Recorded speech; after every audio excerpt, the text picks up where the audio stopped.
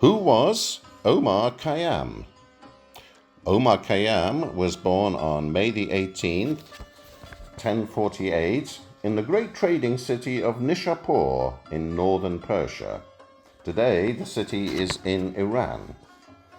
Omar's father was Ibrahim Khayyami, a wealthy physician.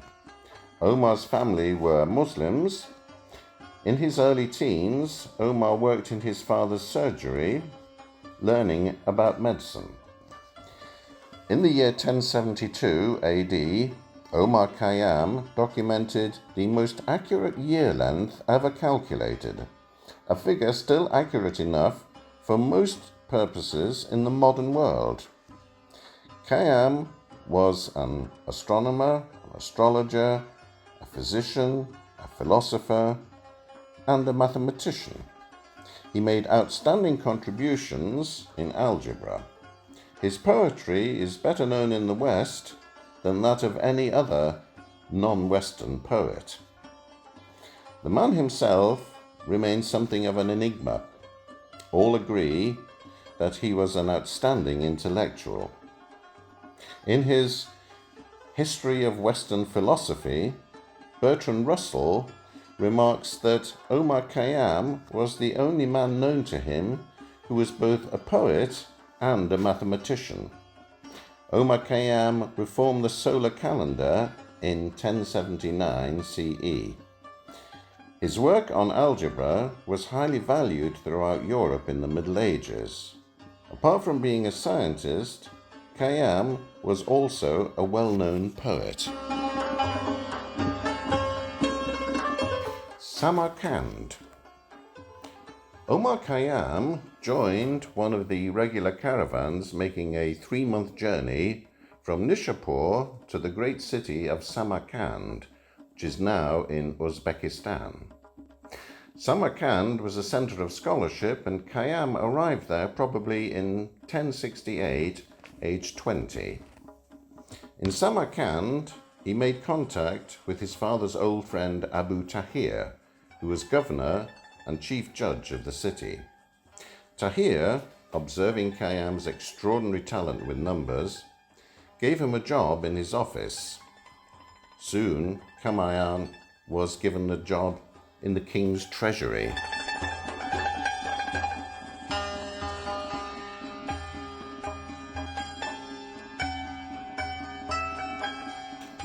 Mathematics. Khayyam was famous during his lifetime as a mathematician. His surviving mathematical works include a commentary on the difficulties concerning the postulates of Euclid's elements, on the division of quadrant of a circle, and on proofs for problems concerning algebra. He furthermore wrote a treatise on the binomial theorem and extracting the nth root of natural numbers, which has been lost. Whilst living in Samarkand, Khayyam made a major advance in algebra. At the age of 22, in 1070, Khayyam published one of the greatest works, Treatise on Demonstration of Problems of Algebra and Balancing. In it, he showed that a cubic equation can have more than one solution. He also showed how the intersections of conic sections, such as parabolas and circles, can be utilized to yield geometric solutions of cubic equations.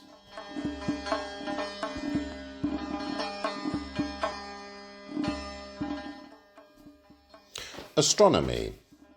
In 1074-5, Omar Khayyam was commissioned by Sultan Malik Shah to build an observatory at Isfahan and to reform the Persian calendar.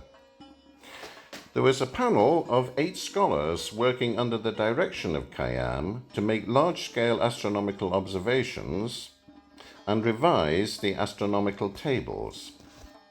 Recalibrating the calendar fixed the first day of the year at the exact moment of the passing of the sun's center across the vernal equinox. This marks the beginning of spring, or Nowruz, a day in which the sun enters the first degree of Aries before noon.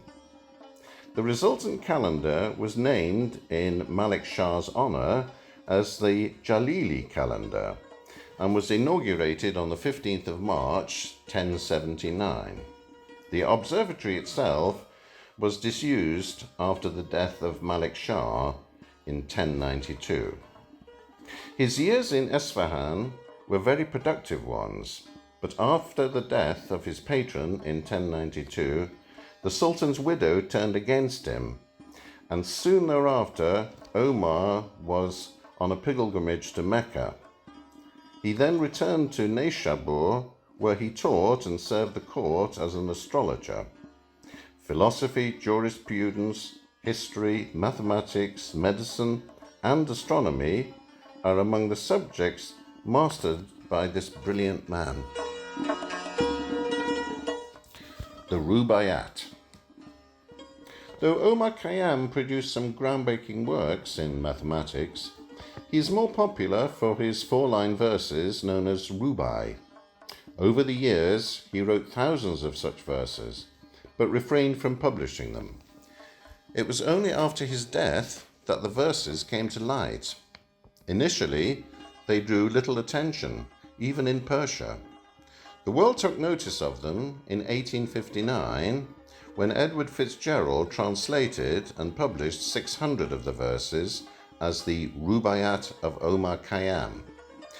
Later they were translated into all major languages, some from the original Persian and others from Fitzgerald's work. Fitzgerald did not translate the verses literally, as he imbibed Victorian romanticism in them. Originally written as complete poems, the verses were also rearranged by Fitzgerald to form an intellectual unity and consistency.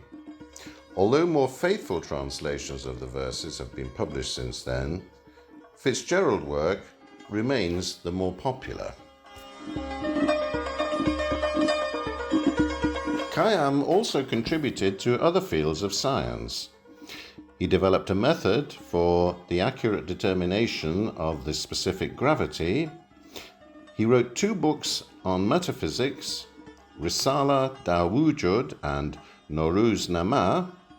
As a poet, Omar Khayyam is well known for his Rubaiyat, or quatrains. His themes involved complex mystical and philosophical thoughts. Omar Khayyam's 10 books and 30 monographs have survived. These include 4 books on mathematics, 1 on algebra, 3 on physics, and 3 books on metaphysics, in which he made great contributions. Omar Khayyam died at the age of 83 in his hometown of Nishapur on December 4th, 1131. He was buried in a tomb whose location he had chosen in an orchard where blossom would fall twice a year.